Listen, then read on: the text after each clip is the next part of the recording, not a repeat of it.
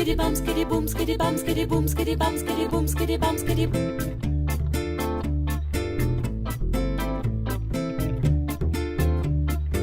Skitty bum, skitty boom, skitty bum, skitty boom, skitty bum, skitty boom, skitty bum, skitty boom, skitty bum, skitty boom, skitty bum. Ah ah. Bienvenue. Bienvenue au cabinet des ressources et des hommes. Au menu de cette vidéo, dans la grande thématique de la communication, je vous propose de parler programme officiel, programme non officiel. De quoi s'agit-il? Eh bien, c'est un outil très pratique qui permet de décortiquer et de s'extraire d'une situation qui pose problème. Pour prendre une image, dans certains échanges ou transactions, il y a des choses officielles. C'est le premier degré. Ce que l'on pose sur la table. Et des choses non officielles. C'est le second degré. C'est les dessous de table. En d'autres termes, c'est le dit et le non dit. Ce qui pose problème dans la relation, c'est quand l'écart entre le programme officiel et le programme non officiel devient trop grand. Plus cet écart est grand, et plus quelqu'un devra porter le problème. Petite illustration. Regardez cet homme, ce jeune homme, près de la bonbonne à eau. Il s'appelle Jean-Michel. Il est très intéressé par, appelons-la, Sylvie. Écoutez le programme non officiel de Jean-Michel. Waouh! Elle est pas mal. Je vais l'approcher mine de rien. Je dois au moins repartir avec son 06. Écoutons maintenant son programme officiel.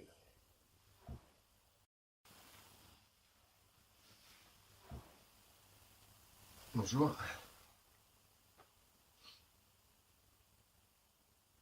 C'est la première fois que vous venez ici?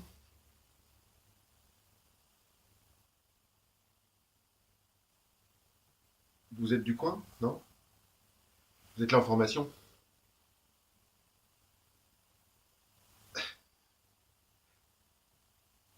C'est beau ici, hein? Enfin, je veux dire les locaux, quoi.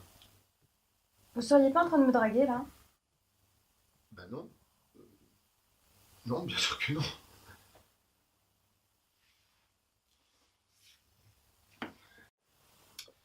Voilà. Sylvie, pas très encline au charme de Jean-Michel, vient de mettre à jour, de manière un peu brutale, le programme non officiel de Jean-Michel. Celui-ci n'est pas prêt de revenir à la charge. Vous voyez, là c'est un peu léger, un peu trivial, voire simpliste.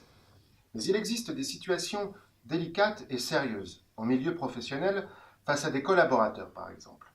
Et c'est là que la lecture par le prisme du programme officiel et du programme non officiel est très utile pour comprendre ce qui se passe et sortir du problème de façon plus fine et constructive. Regardons ce deuxième exemple. Ah, Jean-Michel, tu tombes bien. Justement, je voulais te voir. J'ai pensé à toi pour être chef de projet sur le dossier B312. Bah oui, je me suis dit que toi, tu étais créatif. Ce serait certainement un plus pour toi et pour la boîte si jamais tu t'en chargeais. Non, vraiment, je crois que c'est une vraie belle opportunité pour toi. Et puis pour montrer ton savoir-faire, quoi. T'es d'accord? Bon, j'espère vraiment que Jean-Michel va accepter le dossier B312. Ça m'angoisse. J'ai pas le temps. Puis il y a tout à faire sur ce projet. Avec l'audit en plus. Je m'en sens pas capable, mais je peux pas lui dire. Je suis son supérieur. Là, vous voyez, Jean-Michel pourrait y aller lui aussi de son programme officiel en disant « Oh, il n'y a pas de souci, c'est très gentil d'avoir pensé à moi », tout en taisant bien entendu son programme non officiel qui serait plutôt quelque chose de l'ordre « Je m'en doutais, je le voyais venir, il me refile un dossier hyper compliqué, m'en fous, je vais laisser traîner ». Et là, on est au blocage. Mais Jean-Michel fait un autre choix. Celui d'énoncer, sans agressivité et sans ironie, l'hypothèse qu'il se fait du programme non officiel de son supérieur. Écoute, d'abord merci d'avoir pensé à moi, mais là, pour être tout à fait franc, j'ai l'impression que tu me présentes un beau paquet, mais qu'en fait, c'est un dossier hyper lourd, hyper compliqué, en fait, qui n'est pas du tout un cadeau. Peut-être que toi, t'as pas le temps, hein, ou peut-être que tu penses que moi j'en ai plus que toi, ou qu'il y a des aspects du dossier où je suis plus compétent que toi. Bah écoute, non, enfin oui, c'est vrai qu'en ce moment j'ai pas le temps. Tu sais, c'est l'audit en ce moment et moi ça me met une pression énorme, alors oui, c'est vrai que je comptais sur toi. Bon, moi non plus ça m'arrange pas, mais on va trouver une solution. Voilà, il n'y a plus d'écart entre leur programme officiel et leur programme non officiel. Ils sont sur la même longueur d'onde. Et quand bien même la solution n'est pas trouvée dans l'immédiat, au moins les échanges sont sains et sans non-dit. Tout ne se passe pas toujours aussi bien. Quelquefois, il y a des programmes non officiels qu'il est bon de mettre à jour avec beaucoup de prudence et de délicatesse. Prenons un troisième et dernier exemple avec l'arrivée d'un troisième acteur.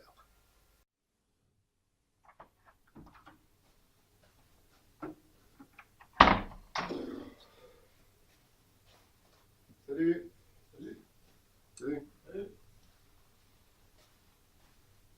Salut Patrick. Ah Luc, bonjour.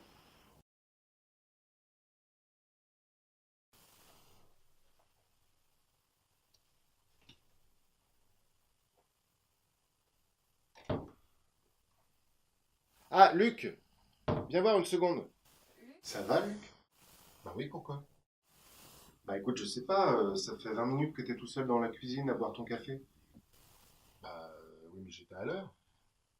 Bah, puis tu sais, moi sans mon café le matin, je suis bon à rien, je suis pas de bonne humeur. Puis les autres, eux aussi, ils boivent un café. C'est quoi le problème? Écoute Luc, ce que je vois, c'est qu'il est 9h20. Tout le monde est au travail depuis un quart d'heure, alors simplement je me demandais si c'était important pour toi de commencer après les autres. Ou de ne pas avoir totalement le même traitement. Bah non, ça n'a rien à voir avec ça.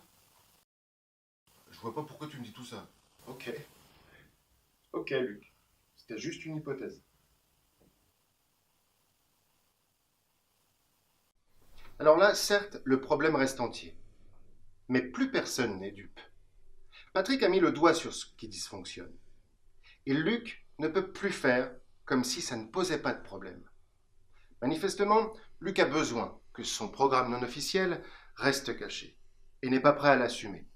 Patrick devra attendre ou employer une autre stratégie. Quoi qu'il en soit, les choses vont forcément bouger. Et Patrick n'est plus le seul à porter le problème. Et puis surtout, chacun sait que l'autre sait. Voilà, pour un pas de plus sur le chemin de l'excellence relationnelle, je vous propose de nous retrouver sur nos autres vidéos.